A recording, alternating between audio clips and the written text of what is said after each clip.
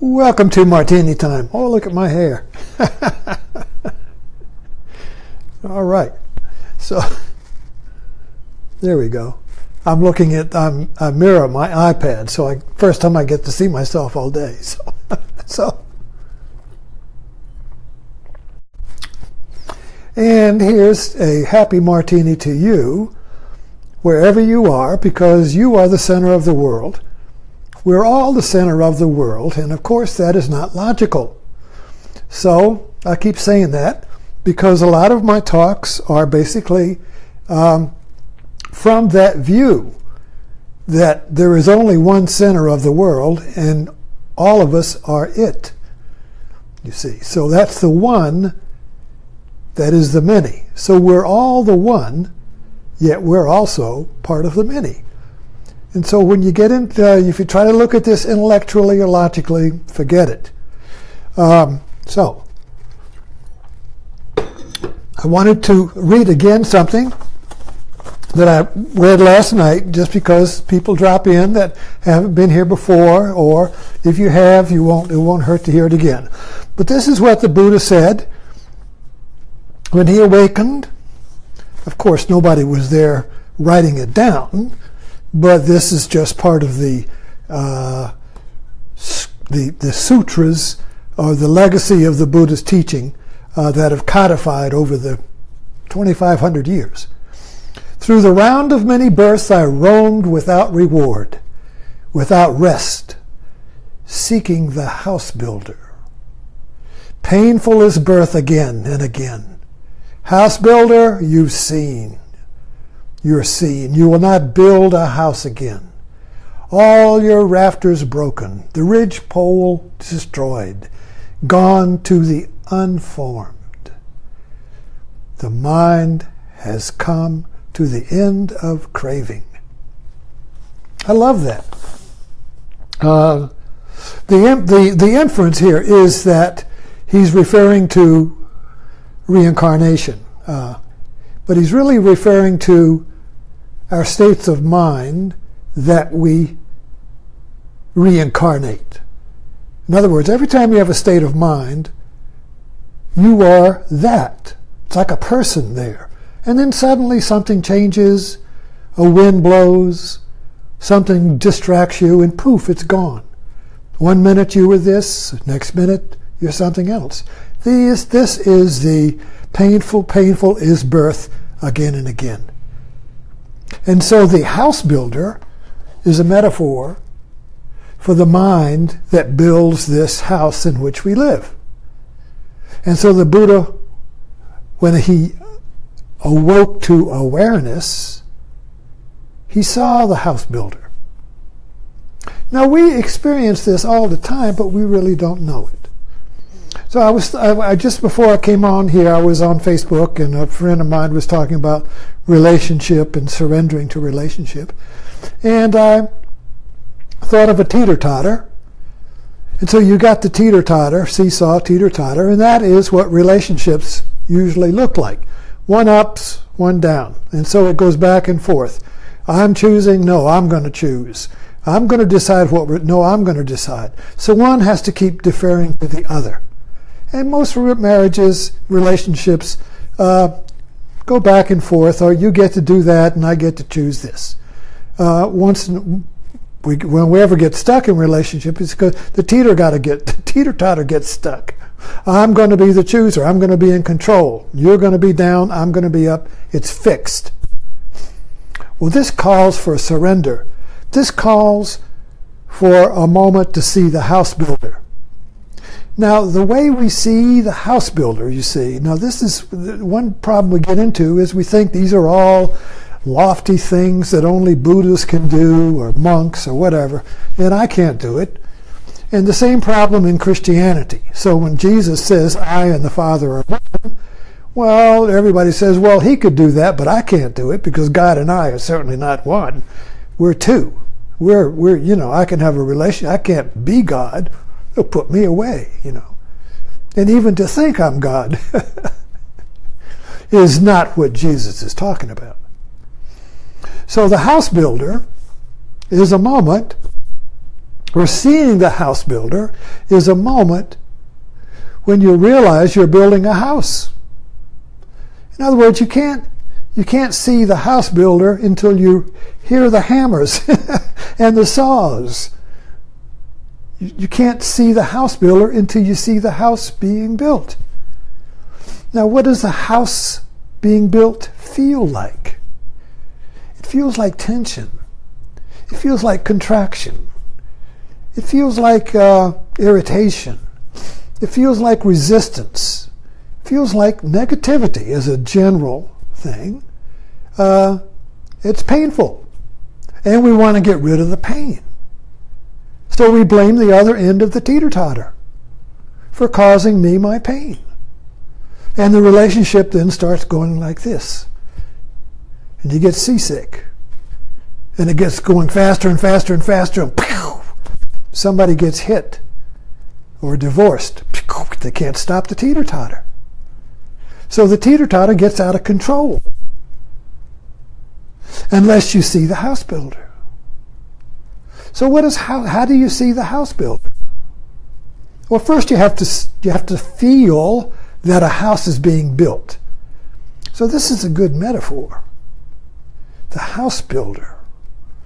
So you sense that you're building a house when you feel contracted, you've lost your peace, you've lost your energy, you feel down, you feel like I'm falling, I'm losing it, I'm losing control, I'm losing myself. All of these feelings are just noticing the house builder. But we don't do that, you see. We say, oh, who's causing these? You're doing it. Or my situation. Or I'm doing it. Somebody's got to be doing it to me, you see. But that's not seeing the house builder. The first noble truth of Buddha, there are four. Right, I got 4 fingers. The first 3 are should be understood in sequence. The first one is noticing the house builder. Now he says the first notable truth is there is suffering. Life is suffering. All right, so when you notice the house builder, you notice your suffering. And then the second noble truth is there is a cause to your suffering. And the cause is you're building a house of pain. You're building a house of suffering here. And the third noble truth is the cessation of suffering, which is the seeing of the house builder. When you see that you are hammering away and building a house, and you see that your hammer is putting nails in your hand, and you're nailing yourself to a cross, when you see that, it drops off. It's just like if my mother had one of these stoves that you couldn't see the burner. And you really didn't know if the darn thing was on or not. So imagine you're standing there and you got your hand on the stove and you feel something's burning. And you look down and you see your hand is on the stove. Now, do you choose whether to take it off or not? I think I should take my hand off. No. Do you pause and say, oh, look, my hand is burning? No. The seeing and the taking of the hand off of the burner is the same thing. So when you see the house builder that is hammering nails into you, the seeing sends the house builder, says here, gone to the all your rafters broken, the ridge pole destroyed, gone to the unformed. In other words, the house builder goes to the unformed. The house builder no longer has any form because you saw it. So when you see the house builder, it goes poof. So the seeing of your hand on the burner and the action of taking your hand off is the same thing. It's not 2 different things. Oh, I see it. Should I take it off or not? There's no gap. And we experience this all the time. You see something, you immediately jump out of the way. There's no thought there. There's no gap between the seeing and the doing. Seeing and doing is one. When there is when there's danger. Okay. So seeing the house builder is seeing that you're hammering nails into your own hand. And you stop it. So the sequence there is first noticing the contraction, the pain. Oh, I've got nails in my hand.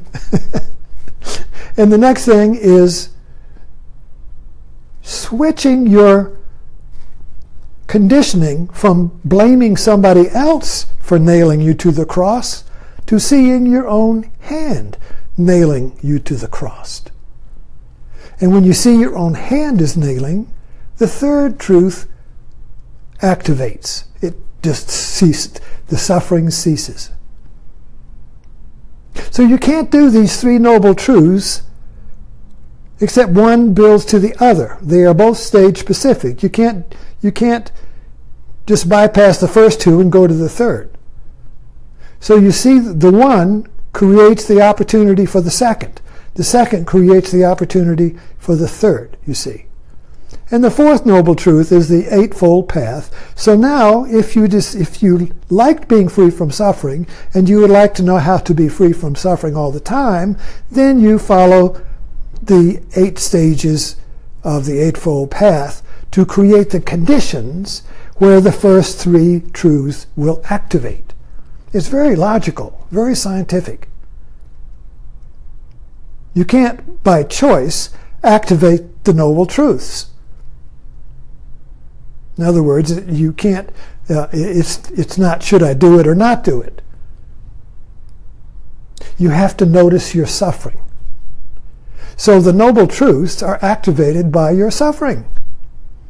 Now, isn't that kind of Christian? In the sense that the resurrection is activated by your suffering. Now, Jesus, the triumphant Jesus, he goes to the cross with joyous participation.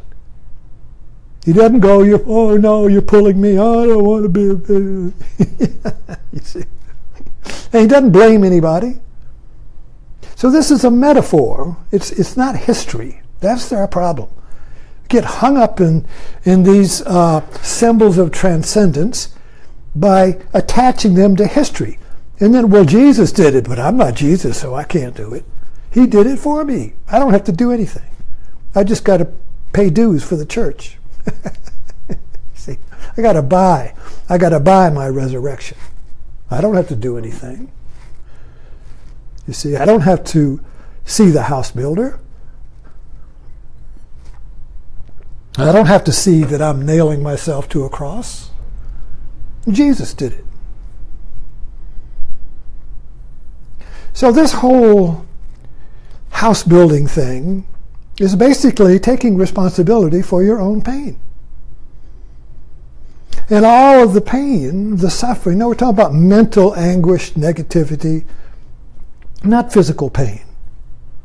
That's just feeling, pain, comes and goes. You can deal with that. It's the mental pain, the psychological pain, that is the suffering, that creates life as a hell, you see. So anyway, where did I begin with this on relationship? Okay.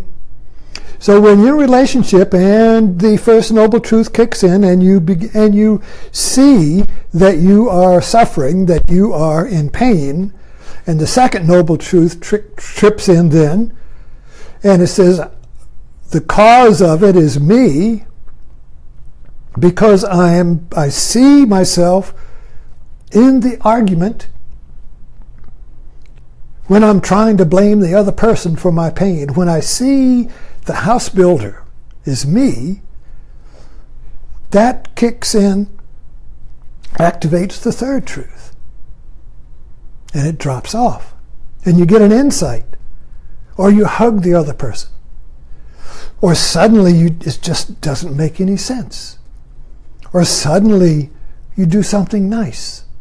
Or suddenly you do something creative. Or suddenly you do something you hadn't done before. Or suddenly you do something you didn't expect or you didn't think you would say before.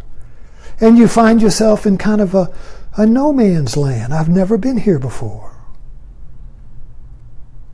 That's the cessation of the suffering. It's unknown. The reason we keep building the house is because we have lived in this house all of our life. We know it very well. It's a torture chamber. It's a haunted house. It's full of memories and regrets, pains, sorrows, victimization,